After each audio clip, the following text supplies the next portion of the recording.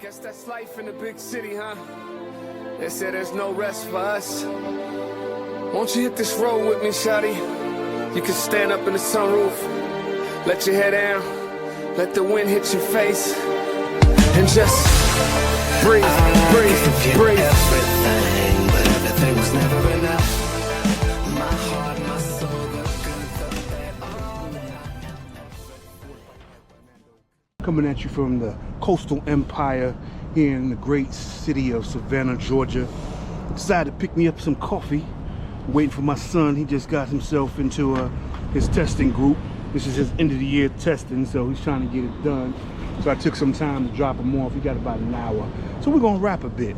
Hope everyone's doing well. As most of you know, I am a new touring bike rider. You know, and you know what you know, right?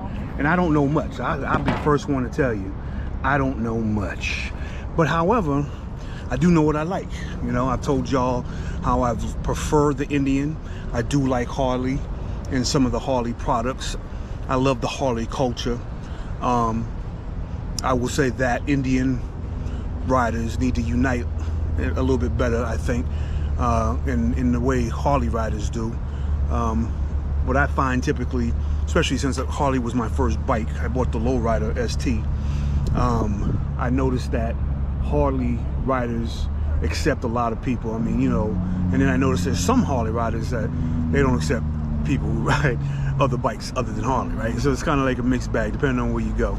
So, but what I have noticed is that there are some Harley riders who are extremely critical of other products, right? Extremely critical. And more times and often than not, I would, you know, guarantee that they do not have the experience on those products that they're so critical of.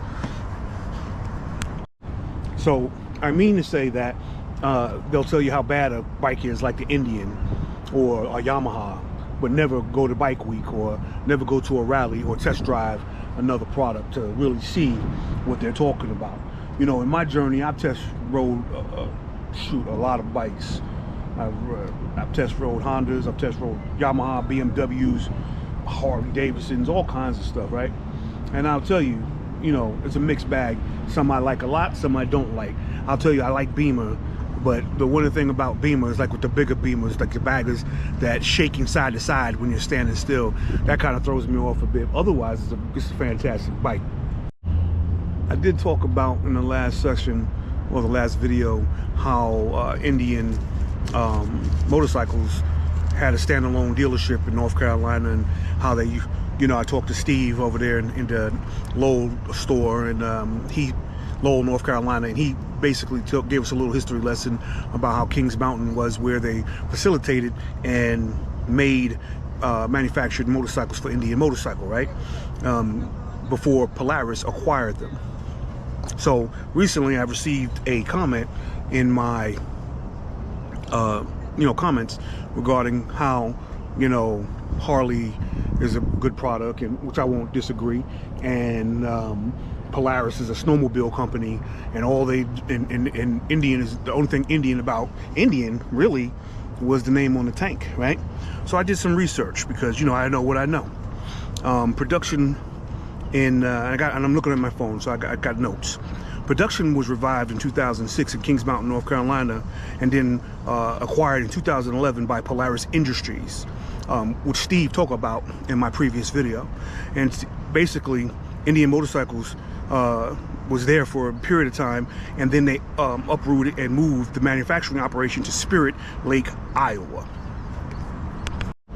So I say that to say that Indian Motorcycles, under Polaris as a division, after they acquired them, still makes their bikes here in the United States. All production currently appears to be made in Spirit Lake, Iowa.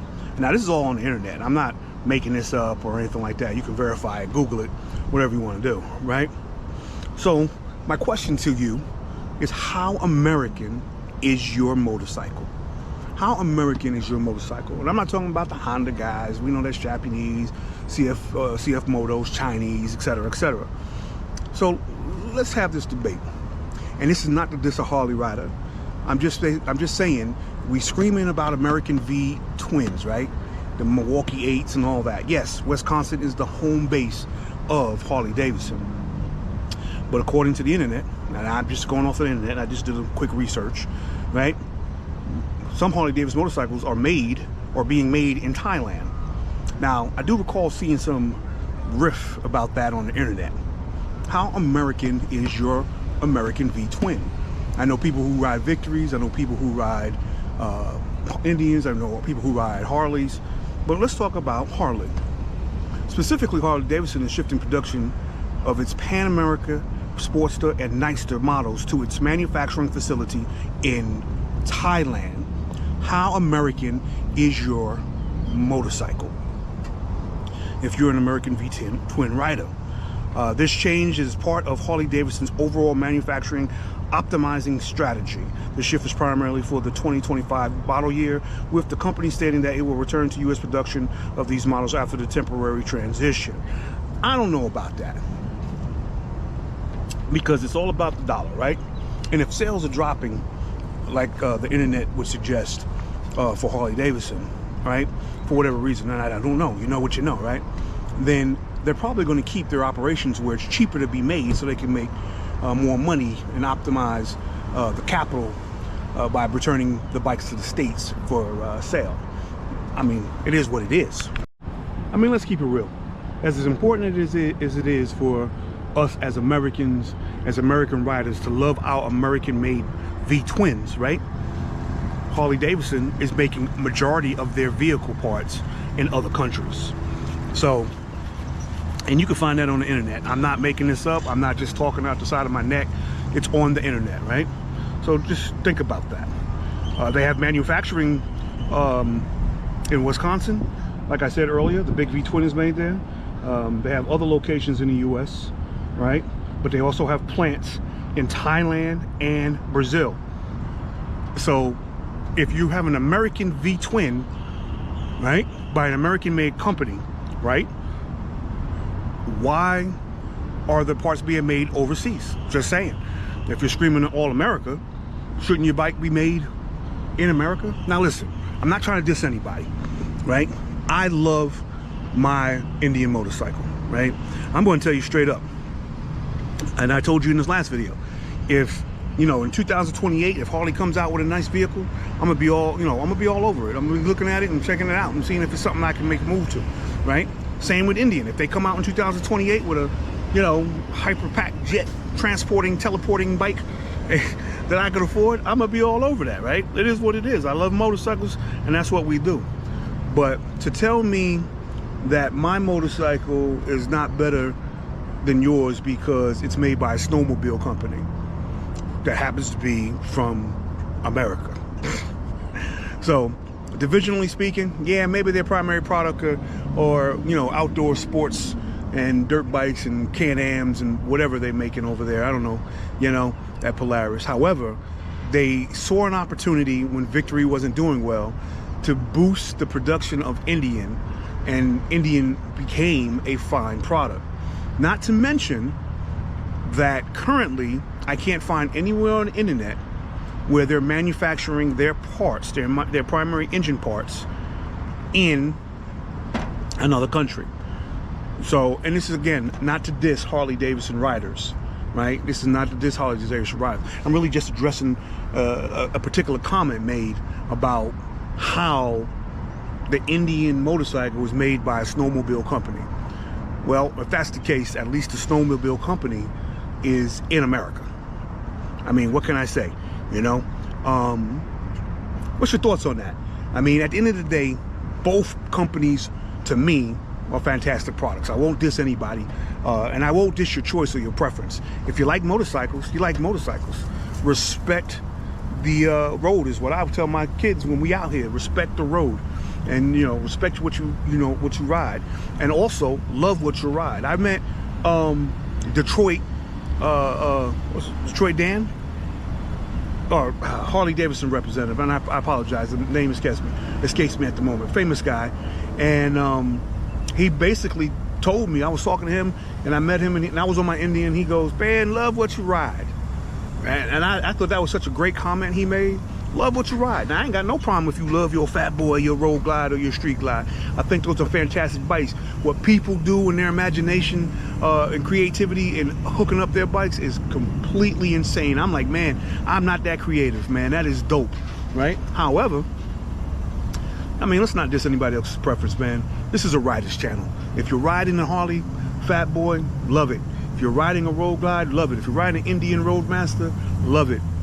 You know what I'm saying? Love what you ride. Discussing about how important it is to love what you ride.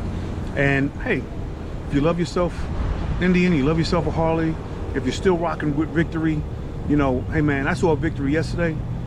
It was so dope. It was a white Victory. I don't know much about Victories, but it was so dope. It actually gave me a Roadmaster feel. Basically, I think some of the curvatures on the vehicle, the Roadmaster, the current Roadmaster, probably came from some of the older Victory designs. They're very sharp bikes, man. I don't know why they didn't do well. Maybe somebody can educate me on that. But let's talk about bikes, man. Like I said, the current production of Indian motorcycles is in Spirit Lake, Iowa, with engines assembled in Osceola, Wisconsin. Nothing on the internet yet that I've been able to find says overseas. Yet I'm being told my Indian is not that good because it's made by a snowmobile company. I'm here to tell you that I got a 108, right? And then I was told by Steve when I was at in North Carolina at the Lowell store that they have the cam that could boost it to the 112, the cam kits. And I don't know if I'm ready for that yet. You know, I'm still getting used to sport mode on my 108, you know. And I will tell you, it's a fantastic vehicle. I will tell you it's a fantastic vehicle. Now, my 117, I'm not going to diss my 117 now. I got a road trip coming up for another training, and it's just a week-long training out of town. I think I'm going to North Carolina again, and because of that, I'm really considering breaking out the old lowrider, just because I haven't stretched her legs in a minute. Overcast is what I call her. Right? She comes over you like a storm, man. She overtakes you, man.